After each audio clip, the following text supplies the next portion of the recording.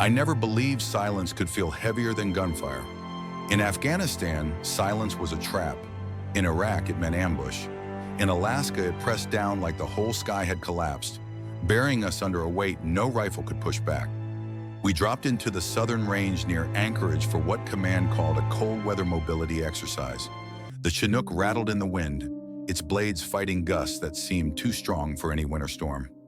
Our squad sat strapped in with frost collecting on our helmets, joking in low voices to keep warm. We thought it would be routine. A week in the ice, testing gear, marking routes, maybe freezing our toes off, but nothing more. The weather turned in seconds. The pilot shouted something we couldn't hear over the cockpit alarms. A downdraft slammed us. The bird lurched sideways, hard enough to throw my shoulder against the bulkhead. Gear bags snapped from their hooks and tumbled across the bay. The loadmaster's face drained of color as he fought to secure the cargo.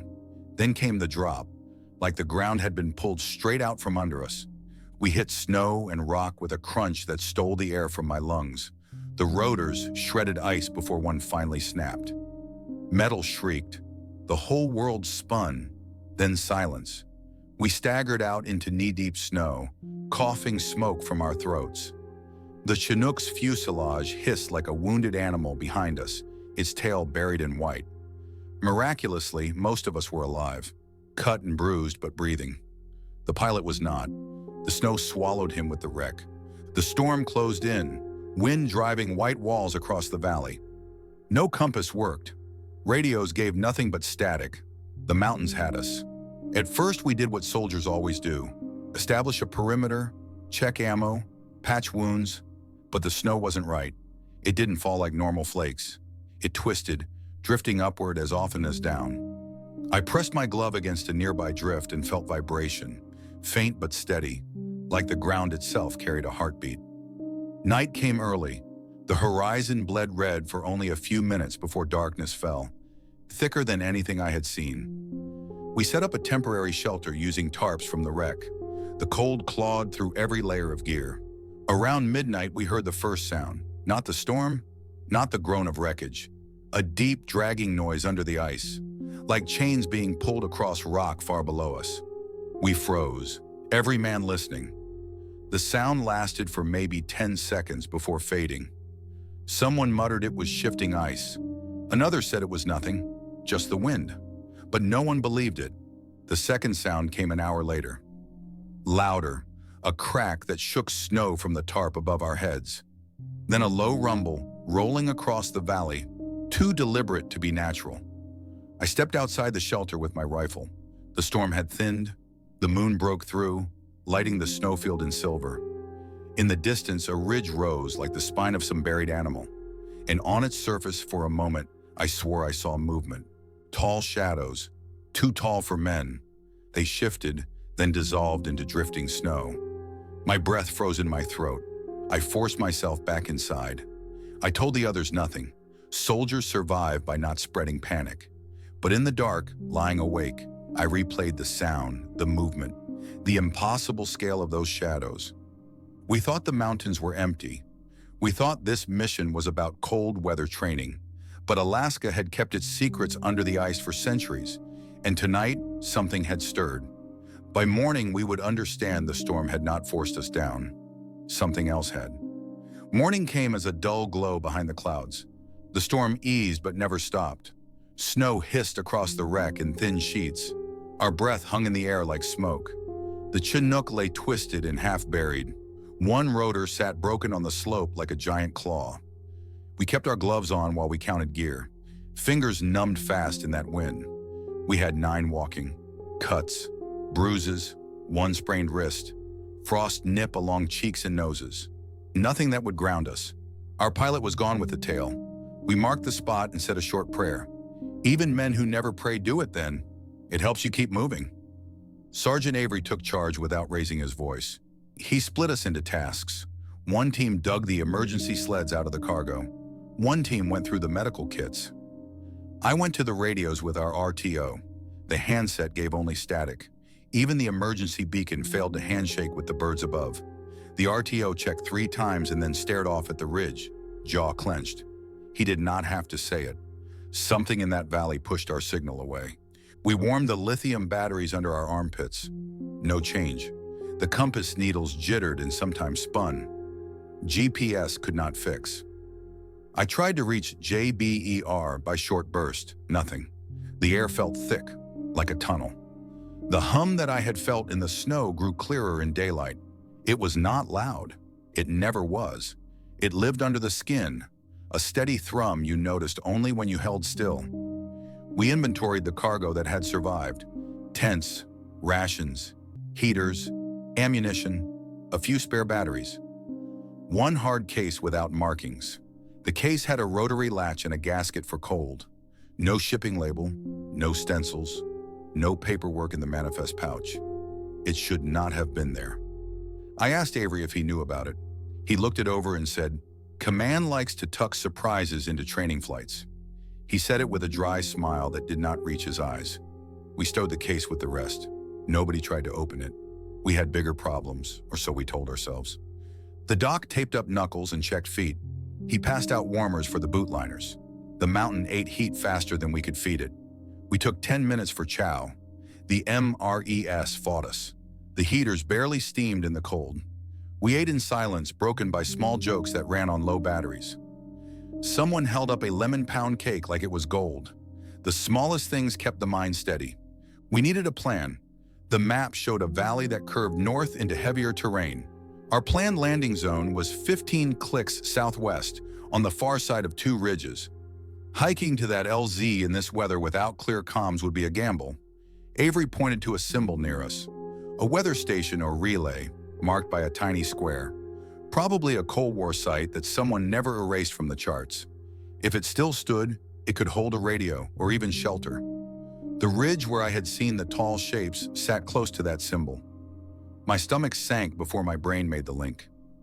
Avery saw my face and raised an eyebrow. I told him I had seen movement during the night, tall shapes in blowing snow. He listened without comment. Then he said we would move in daylight, weapons ready, eyes open. If I saw it again, I would call it out. No one laughed, no one argued. We were past that. Before we packed up, we looked over our briefings again. The mission order had been simple: cold weather mobility and route marking, a short loop from base to base. Nothing in the brief had mentioned old facilities. Nothing had mentioned interference. The intelligence annex was thin. It read like someone had taken a thick folder and pulled half the pages out. We had all seen that move before. Needs to know. Compartmentalized. That was the word the lieutenant liked to use. He was not with us now. It was just us, the wind, and that hum under the ice. We broke camp at 1000. The sky had the color of steel. Visibility came in pulses. 1 minute you could see half a mile. The next you saw only a white wall. We moved in a file and cut shallow steps with our boots. The slope took us toward the ridge with the tiny square on the map. Our RTO carried the radio in front to give the antenna a better shot. I walked behind him. The case without markings rode on the second sled under a tarp. The sound of plastic runners on snow ticked like a metronome. We followed the edge of a frozen creek bed. The ice was thick and clouded. The hum deepened there. I placed my glove flat and felt it rise into my palm like a living thing. The others felt it too. No one spoke. I thought of diesel generators buried in snow. I thought of groundwater moving through fractures. Anything natural. Anything simple. None of those thoughts stuck. About a kilometer in, we found our first sign of history. A pole stood at an angle out of the drift. Red paint showed through frost. A metal placard clung to the top with 2 bolts and a missing third. The lettering had been scraped by wind for decades. We read only a few words. United States Army, Corps of Engineers, permit. The year had been rubbed to a ghost. It looked like a 5 at the end, maybe 1965, maybe 75. The rest had been shaved off by ice and time. We circled it and checked the snow for voids. Nothing obvious. The RTO tried the radio again and got a short flicker of carrier. It died before he could push anything through. He nodded toward the ridge. Higher ground might give us a path out. As we moved, the landscape shifted from open flats to narrow cuts lined by wind-sculpted walls. Snow had curled into hard cornices. They hung like frozen waves over our path. We hugged the low side and moved slow. The world made small sounds. Fabric, breath, the tiny crack of ice under weight. Every few minutes I heard a different sound far below. Not a crack, more like a knuckle drawn along stone, long and patient. By noon the clouds thinned, short blades of sun cut through. In that light the ridge took shape. The crest ran like a frozen spine, dotted by rocks that stuck up through the snow. I could smell cold rock and a hint of metal. The wind carried something else, a dry scent like old paper. It made no sense out there. We found the weather station tucked into a shallow saddle. It was not much. A squat shack of aluminum panels on a steel frame. 2 broken anemometers spun slow in the breeze. A short mast leaned at a weary angle. The door had a heavy hasp, frozen shut by rime. We chipped ice and pried until it gave. Inside we found dust and frost and one miracle. A field telephone, patched into a cable that ran out through the floor. A metal cabinet held junction blocks and a plaque with a designator stamped into it. The numbers meant nothing to us.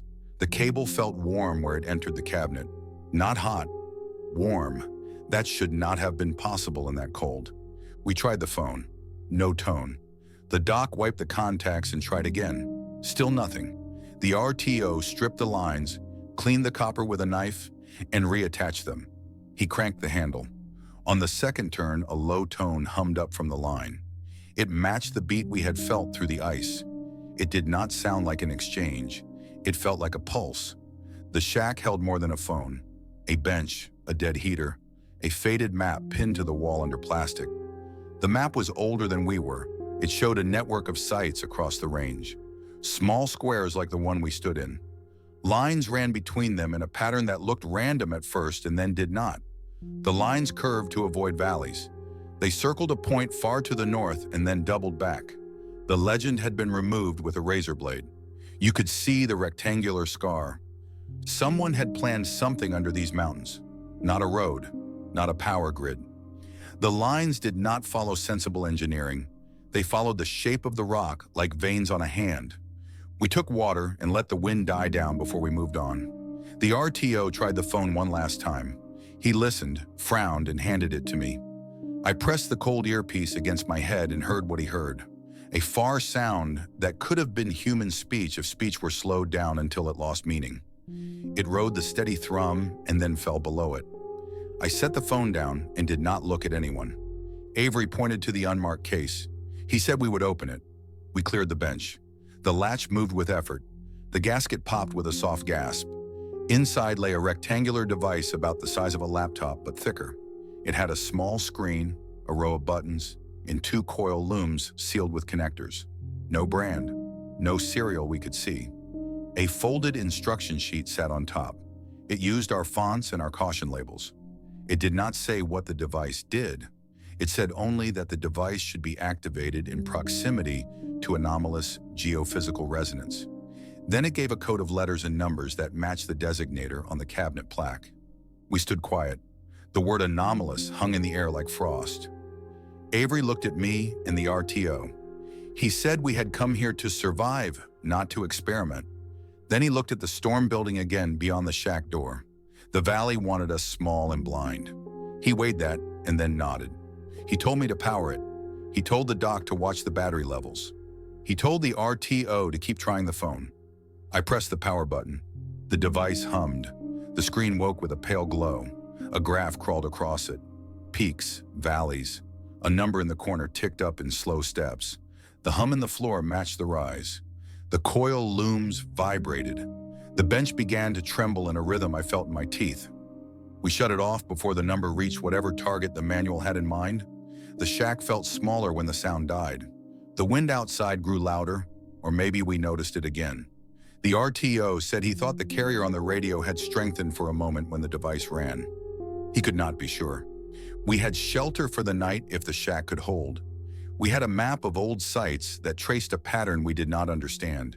We had a device built for something no training doctrine covers. The hum under the ice had a partner in the walls. I stepped outside to clear my head. The light was already dropping. The ridge cast long shadows over the valley floor. Snow blew in thin veils that let you see too much and too little at the same time. Down on the flats near the path we had cut, I saw them again. Tall shapes, slow and patient, moving with the wind and against it. They passed over the line of our footprints and did not disturb them. I went back into the shack and told Avery we needed watches through the night and a plan for first light. He agreed. He asked me to write down what I had seen. He did not ask if I was certain. He did not need to. We unrolled our bags and listened to the walls breathe. The device sat dark on the bench, coils coiled like sleeping snakes. The phone whispered to itself. The map on the wall seemed to lean toward us, lines bending closer. Night would bring the next step whether we wanted it or not. The shack gave us shelter but no safety. That much was clear by the time the second night came down. The walls creaked with every gust, and the seams of the roof whistled, making the wind sound like a chorus of voices. None of us slept well. We took turns on watch, 2 hours each. I had second shift. Outside the doorway, the valley was lit only by a thin smear of moon. The snow seemed to glow from within, like it stored some kind of light. I swept the ridge with my night vision goggles. Static fuzzed across the image. The goggles weren't broken. They worked fine inside, but when I turned them to the open snowfield, the image warped. Tall streaks stood where there should have been nothing. They weren't solid. They looked like heat shimmer in a desert, except thicker, denser, moving slow as if the air itself had weight. I pulled the goggles off and rubbed my eyes. Bare sight showed nothing but snow. When I put the goggles back on, the streaks were closer. Still, no footprints in the powder. I said nothing. Soldiers survive by rationing what they admit. At dawn, we boiled water for instant coffee, the kind that tastes like rust. Nobody complained. Warm liquid in the chest was worth more than gold. Avery laid out the plan while we passed canteens. We pushed further along the ridge, he said. That map isn't random. Whoever drew it wanted us to find these stations. We'll check the next one. He tapped the scarred paper. If we keep heading north, there's another site within 5 clicks. Higher elevation, better line of sight, could give us radio out. No one argued. Better to move than to sit waiting for something we didn't understand. We packed the sleds, lashed the unmarked device back under tarp, and sealed the shack door. The RTO scratched a mark on the wall before we left, a habit from deployments. Leave proof you were there, in case anyone ever comes looking. The march was harder this time. The snow deepened with every step. The wind picked up grit from the ice and flung it at our faces. We moved in a staggered file, rifles slung across chests, eyes scanning every drift. About halfway to the next station, Corporal Hayes stopped cold. He crouched by a drift and brushed snow aside with his glove. Beneath the crust lay a ridge of black stone. Not natural, smooth like worked basalt, covered in frost. "What the hell is this doing here?" he muttered. I crouched with him. The slab stretched further than we could see, running parallel to our path. I knocked on it with the butt of my rifle. The sound carried hollow like a vault under the snow. Avery gave the order to move on. He didn't want us burning daylight on whatever it was, but I saw him glance back more than once, jaw tight. 2 clicks later, the storm thinned again, and we saw the next station. Taller than the first, a tower of steel beams with a shack at its base. The tower leaned like it had grown tired. The top carried an array of broken panels that must have been solar once. The door hung open. We approached slow, weapons ready. The interior was half collapsed, but inside, the snow had been disturbed. Drag marks cut across the floor, deep grooves leading to the far wall. Something had been hauled in, or out. Against the wall, a hatch gaped. The metal plate was square, set into the concrete foundation. Its surface had been torn upward from within. Bolts bent outward like fingers, snapped back. The cold in that shack was worse than outside. It felt wrong, heavy. Hayes knelt by the hatch and ran his glove over the rim. "Whatever came out of here," he said, "wasn't small." We left the hatch alone. None of us wanted to see where it led. Instead, we searched the benches. Rusted tools, dead batteries. A locked crate marked with faded stencils. U.S. Army, property of Department of Defense. The lock had been smashed years ago. Inside were only scraps of paper, water damaged, words bled out. The only legible line, Do not disturb the resonance field. The RTO tried the radio. For 10 seconds, a signal came clear, a clipped voice, garbled but human. Then static swallowed it. He tried again and again, but the carrier wave vanished. The shack seemed to eat the sound. We hauled out the unmarked device again. Avery told me to power it. My thumb hesitated on the switch. I thought about that hatch and the bent bolts, but orders are orders. The machine hummed. The graph spiked immediately, sharper than before. The number on the screen climbed twice as fast as in the first shack. The coils trembled. Snow dust fell from the rafters. Then we heard it, a sound beneath us like something vast shifting in the dark. Not stone, not ice, something with weight and intent. Avery snapped, "Shut it down!" I did. The sound stopped. The shack fell silent except for our breathing. We left fast, back into the snow. None of us said it aloud, but we all felt it. The thing under the hatch had heard us. We pitched tents that night instead of hunting another shack. The wind shrieked through the guy lines. I sat on watch again, staring into the white. That was when I saw footprints. They weren't ours. Too large. Each print sunk deep, 4 times the length of a boot. They appeared on the snow 50 meters from camp, stretching toward the ridge. I followed them with my eyes until they faded into blowing powder. I thought about waking Avery. I thought about taking a shot into the dark. Instead, I stayed silent. The rules of survival. Don't waste rounds. Don't spread panic. But the truth sat in my chest. We weren't alone. Something had crawled out of the ice long before we crashed. Something that left prints too big for any man. The next morning, Hayes was gone. His bag lay zipped, rifle missing. No prints leaving camp. Only a single patch of disturbed snow where his boots had been. We called his name until our throats went raw. The valley swallowed our voices. When Avery gathered us, his face looked older than I'd ever seen it. "We move," he said. "We find the next site. We don't stop until we know what this is." I looked back at the empty patch where Hayes had slept. The snow had already covered it, and for the first time since Afghanistan, I felt something worse than fear. I felt certainty. The ground beneath us was not just ice. It was a lid. Something slept under it, and we had knocked. We moved at first light, shaken by Hayes' disappearance, but not speaking of it. In the military, you learn to bury shock quick, because hesitation kills. Still, no one could explain how a grown man vanished from inside a ring of tents without leaving a single track. The snow held no prints, no drag marks, no sign of struggle, only emptiness. The storm had lifted. The sky showed bands of pale blue above the ridges. The silence stretched wider than before, as if the valley itself was holding its breath. The hum under the snow felt stronger now. When I pressed a glove to the ground, it throbbed steady, pulsing like the heartbeat of something vast. We followed the map toward the next site. The lines marked on that old paper bent northward, then hooked east like they were drawn to avoid something. Avery didn't like detours. He set a straight course across the flats. The sleds dragged behind us. The unmarked device lashed tight. By mid-afternoon, the horizon broke open. The ridge ahead had been cut into by machinery long ago. A ramp of snow sloped down into what looked like the mouth of a facility. A concrete arch stood half buried, stamped with faded lettering. Army Corps of Engineers. Beneath the snow and ice, steel doors leaned broken. We fanned out, rifles raised. The entrance yawned black and still. Snowdrift filled the lower half, but inside shadows stretched deep. "Underground," Avery muttered. "That explains the map." We cleared the first chamber. The air inside was colder than outside, which made no sense. Our breath hung thick as smoke. The walls were concrete, lined with conduit and dead light fixtures. Ice hung from the ceiling in long teeth. The hum grew louder with each step. The chamber led to a stairwell that descended deeper than our lights could reach. Rusted rails guided us down.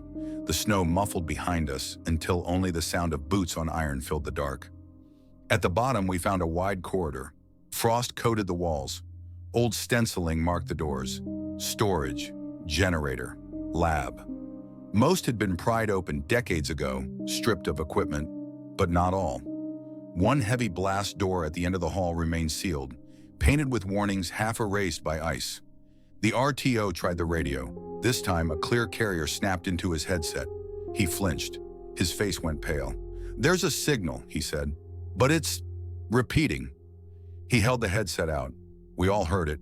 A voice looped over and over, broken and slow. The words blurred, stretched too far apart to understand, but it was a human voice, male, American, repeating a phrase that had long lost sense.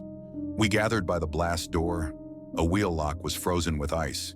Together we strained, metal groaning until it snapped loose. The hinges screamed when the door shifted. Inside, our lights cut across a cavernous chamber. Rows of steel tanks stood buried in frost. Cables ran into the ice beneath them.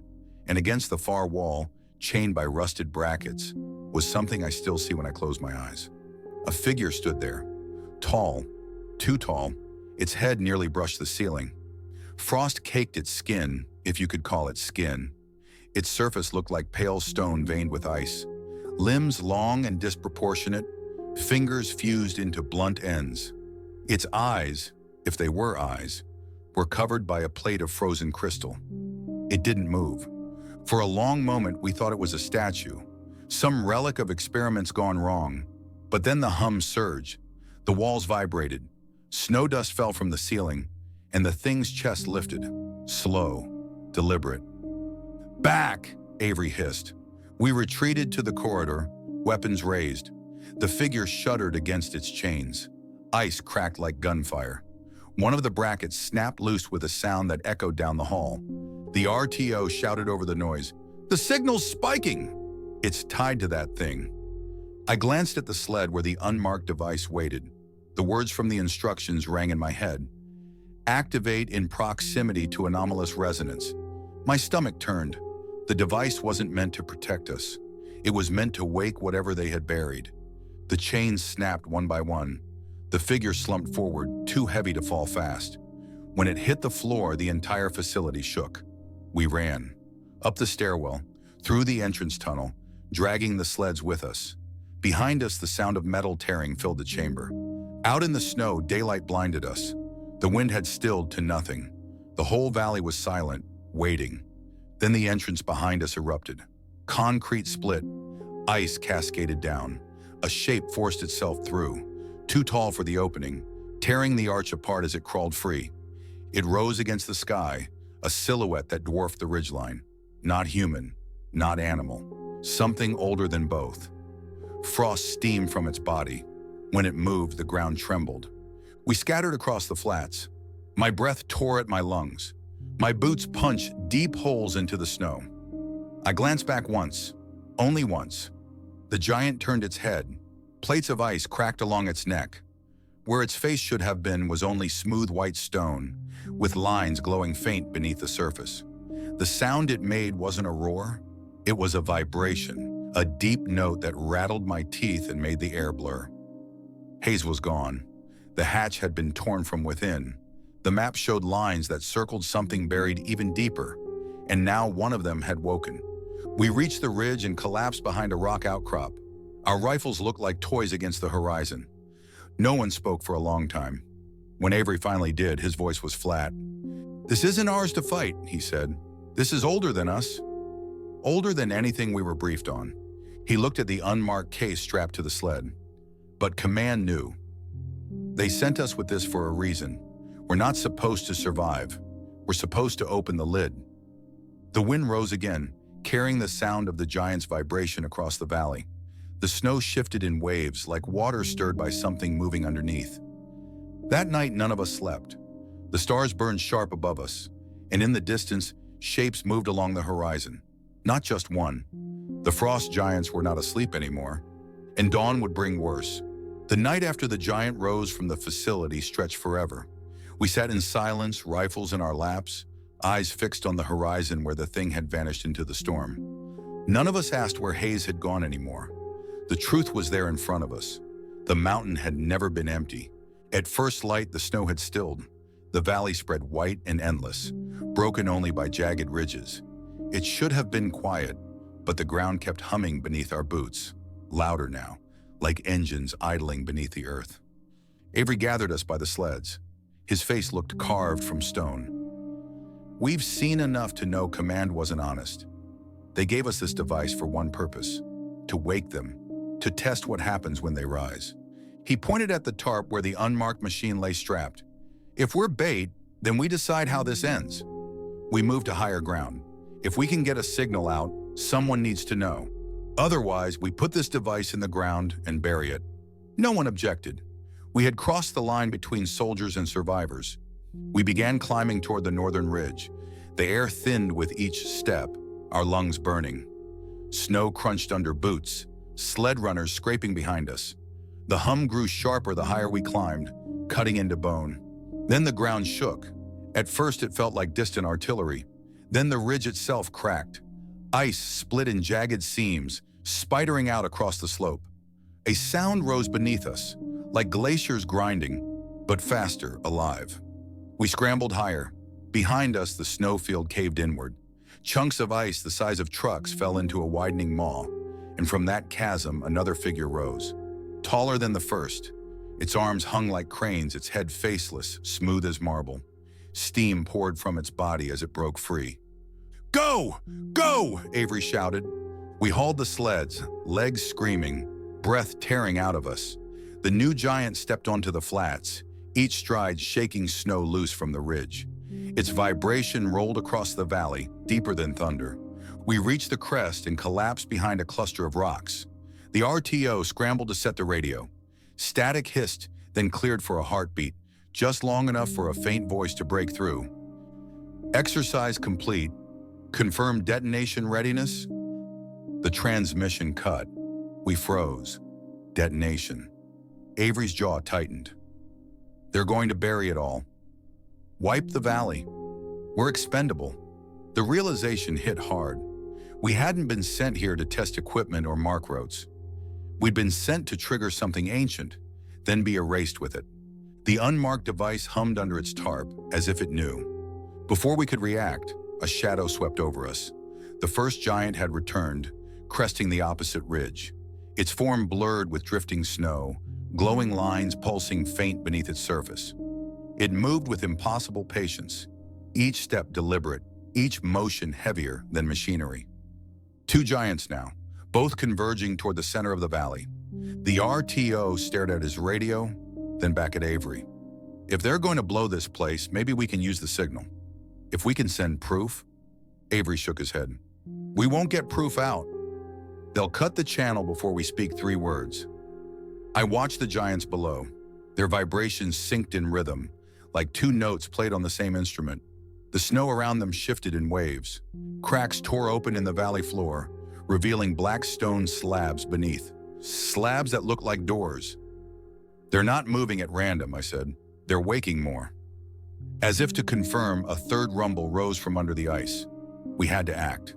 Avery ordered us to set a perimeter. He unstrapped the unmarked device and slammed it onto the snow. Its screen blinked awake, and graphs spiking instantly. The coils vibrated so hard they left grooves in the ice. "What are you doing?" I asked. "If this thing wakes them," Avery said, "then maybe it can stop them too.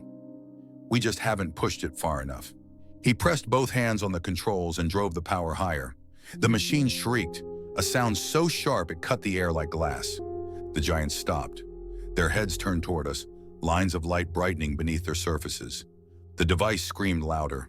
The ground shook harder. A jagged fissure opened under our boots. One of the giants stepped closer. Snow blasted outward with every move. Its chest glowed like ice lit from within. For a second, I thought it would crush us where we stood. Then it staggered. The vibration wavered. The device was working. "Keep it steady!" Avery yelled. But the coils smoked. The screen flickered. Sparks snapped in the frozen air.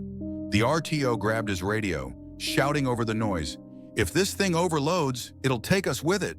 "That's the point," Avery barked. I looked from him to the giants and back. We had no good choices left. Either Command erased us, or these things broke free to wander beyond the valley. The machine shrieked one last time, and then blew. A white flash swallowed everything. The blast knocked me flat, ears ringing, lungs crushed. When I clawed my way upright, snow still fell around me in burning flakes. The device lay twisted, coils shattered. The air smelled of ozone and scorched metal. And the valley was empty. The giants were gone. No vibration, no movement, only silence. For a long moment, none of us spoke.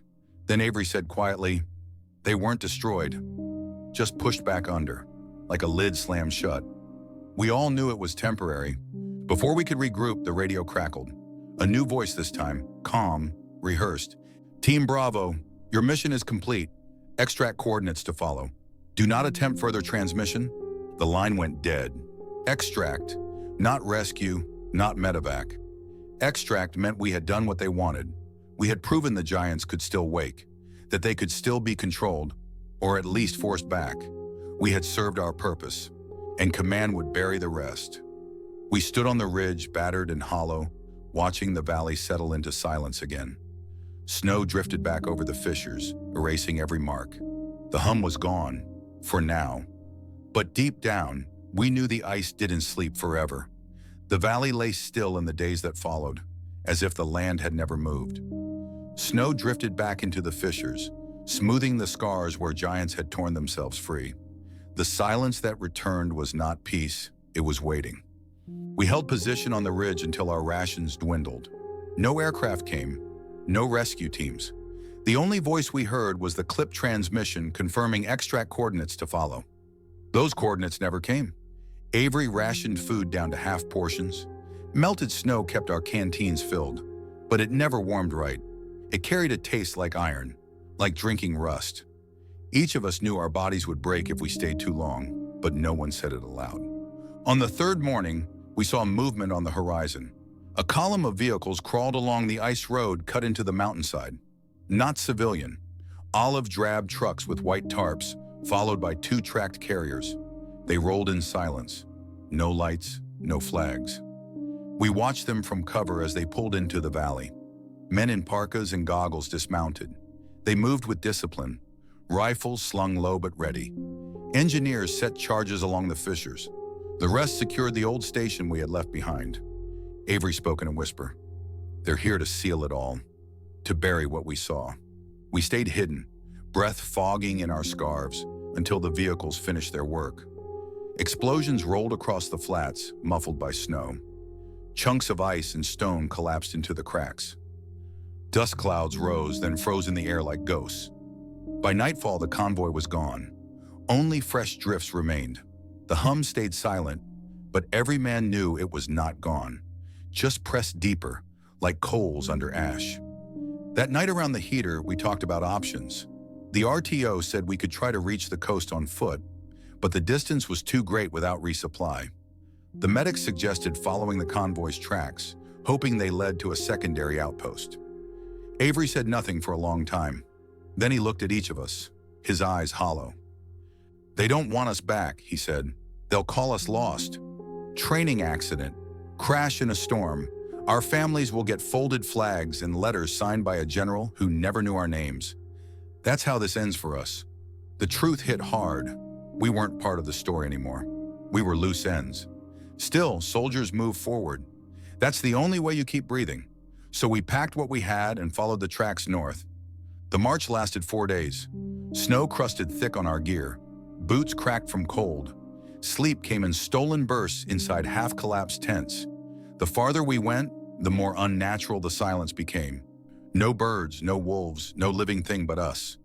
On the 4th day, we reached a perimeter fence strung across the flats. Floodlights glared from towers.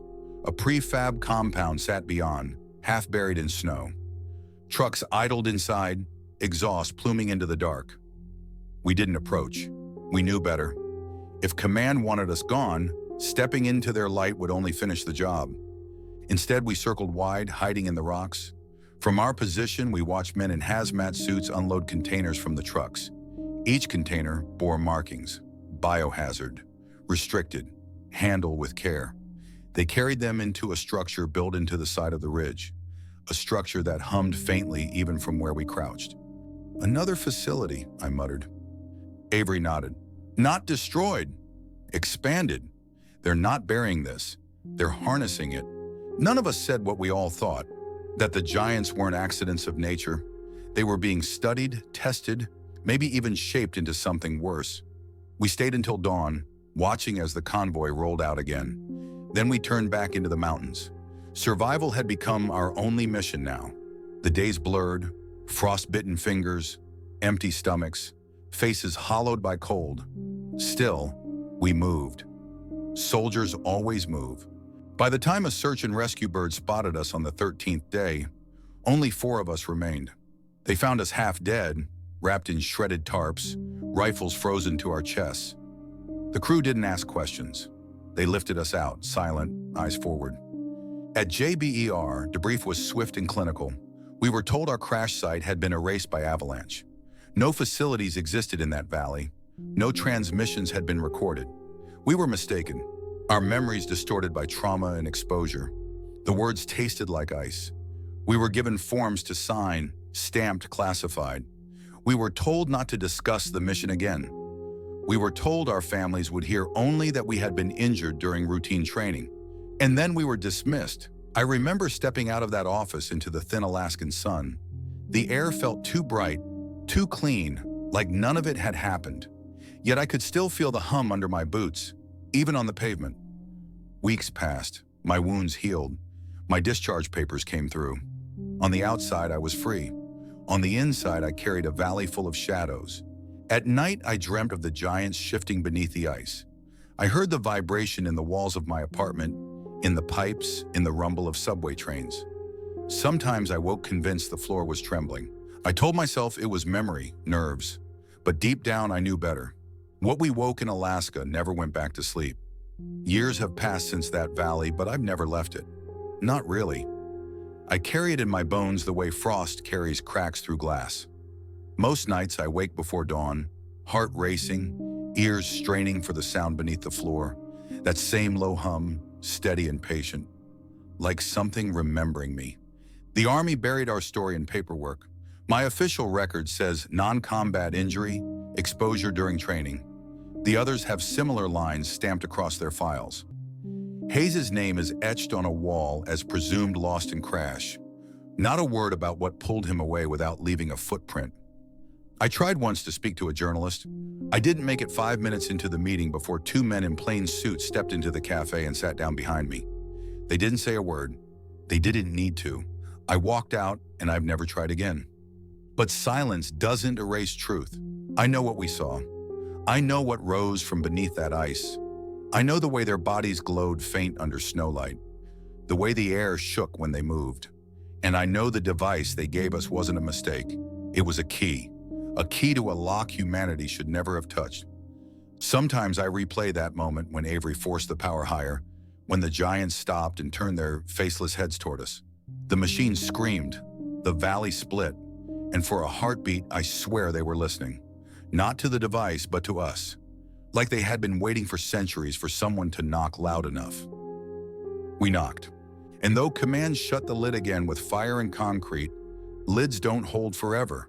Ice melts, stone cracks, pressure builds. If you travel through Alaska, you might feel it. Not in the cities, not near the bases. Out in the ridges, where the valleys stretch endless and the air cuts like a blade. If you stop moving long enough, if you press your hand to the snow, you'll feel it too. A steady thrum beneath the silence. Most people shrug it off as wind under the ice, a trick of nerves. That's safer, easier. But if you listen close, you'll know it isn't wind, it's breath. What we woke still breathes under there. And if command keeps digging, if they keep wiring those old facilities with new power, one day it won't stay beneath. That's why I tell this now. Not because I expect anyone to believe me. Most won't. A soldier's testimony without proof is just another story. But stories matter.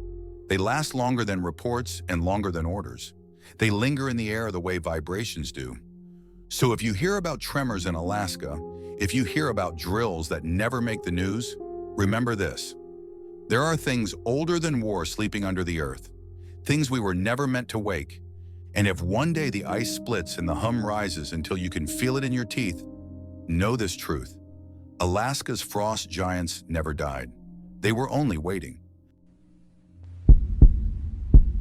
You're still watching without subscribing? Fix it now. Hit subscribe. The next story's coming. In the comments, share your country, the time you're watching, and if you've ever had an incident like this, tell your story.